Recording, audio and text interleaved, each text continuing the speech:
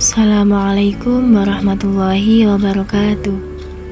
Halo semuanya, kenalin, kami dari anggota kelompok yang berasal dari Provinsi Jawa Tengah. Salah satunya adalah kabupaten, di mana kabupaten tersebut merupakan kabupaten yang terletak paling timur dan berbatasan langsung dengan Provinsi Jawa Timur, yaitu adalah Kabupaten Rembang.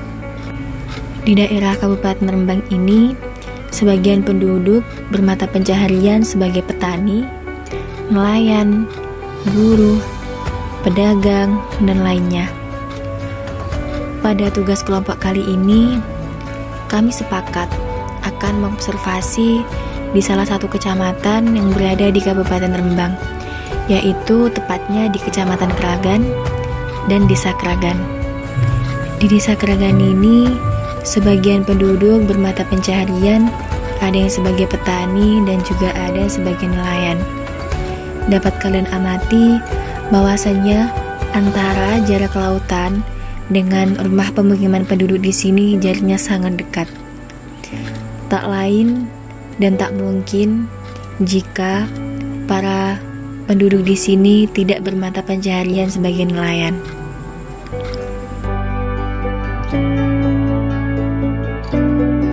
Teman-teman tahu, ini adalah salah satu tempat yang bisa dinamakan atau disebut sebagai pelabuhan. Tapi, di desa ini, tempat ini dinamakan sebagai TPI, tempat pelelangan ikan. Tempat pelelangan ikan merupakan suatu tempat atau sarana interaksi antara penjual dan pembeli ikan. Biasanya para penjual dan pembeli melakukan interaksi jual beli ikan di tempat ini, atau yang dikenal dengan TPI.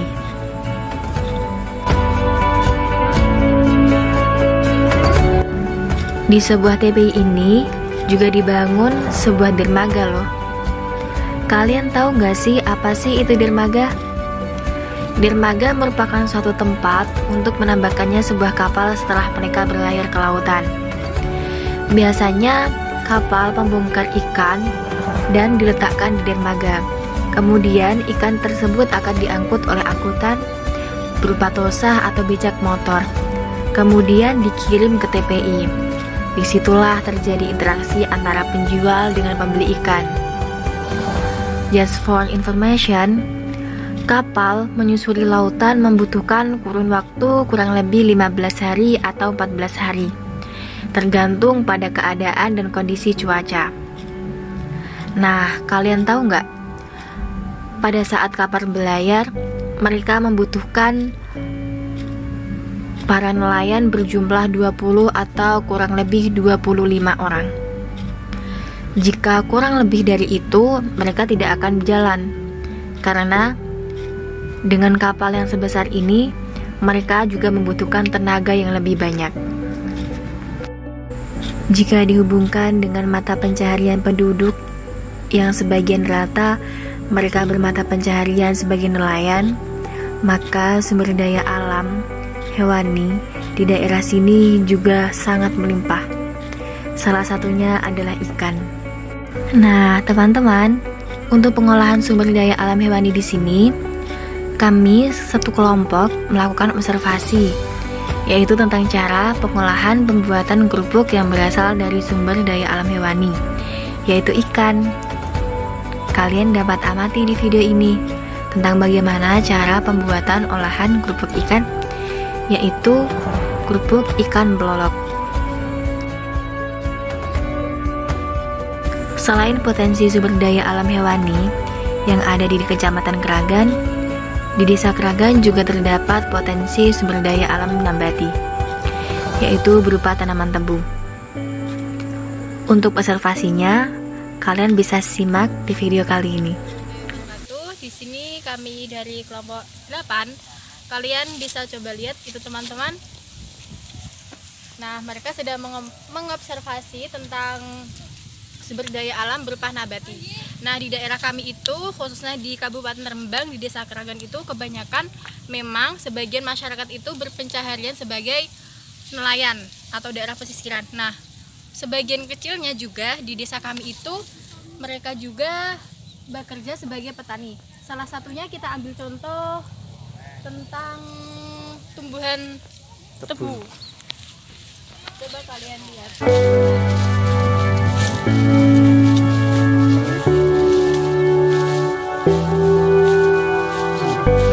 Cara merawat tebu di daerah kami itu, setelah tadi saya tanya-tanya sama bapak yang punya kebun tebu, biasanya itu tanya tebu itu sebelum ditanam itu dibajak dulu, dikasih pupuk organik. Pupuk organik berupa pupuk yang berasal dari hewan kayak sapi, kambing, ayam. Itu biasanya diberi pupuk dahulu, habis itu ditanami bongkol. Ini kayak gini, itu pohonnya ditanam, buat tanam. Jadi enggak berupa biji. Habis tanam nanti ada lagi kalau di daerah saya namanya itu didangir atau dicangkuli biar tanahnya lebih gembur. Jadi proses pertumbuhan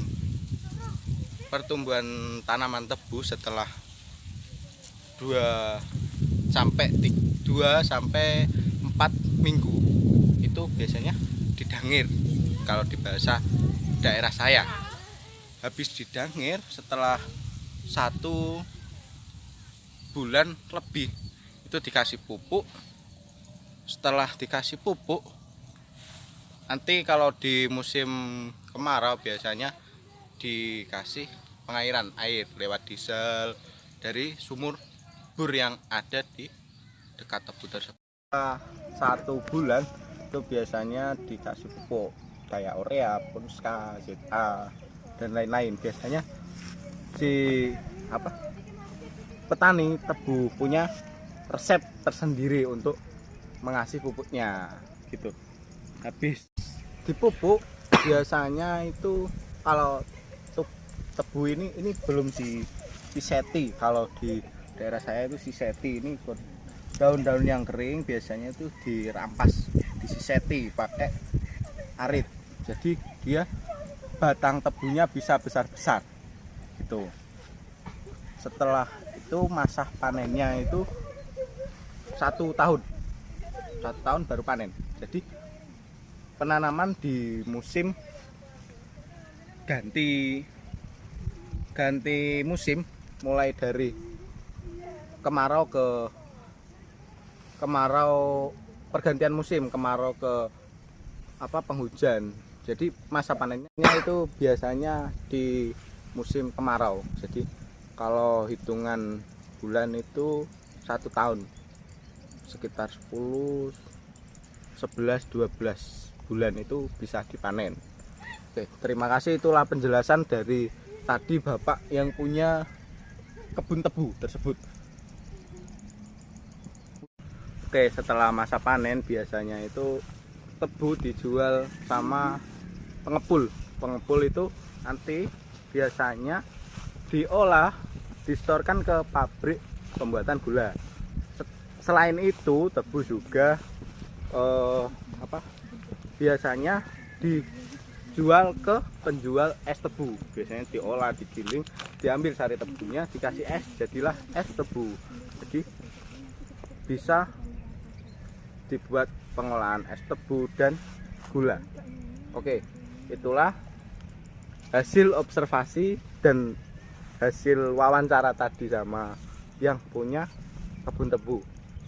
Terima kasih untuk video kali ini, observasi dari kelompok 8.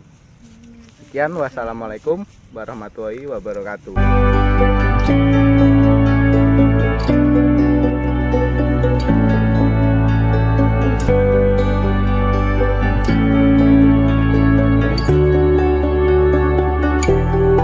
Nah, teman-teman, itulah hasil pengamatan observasi dari kelompok kami tentang mengamati potensi sumber daya alam hewani dan juga nabati yang berasal di Desa Kragan, Kecamatan Kragan, Kabupaten Rembang.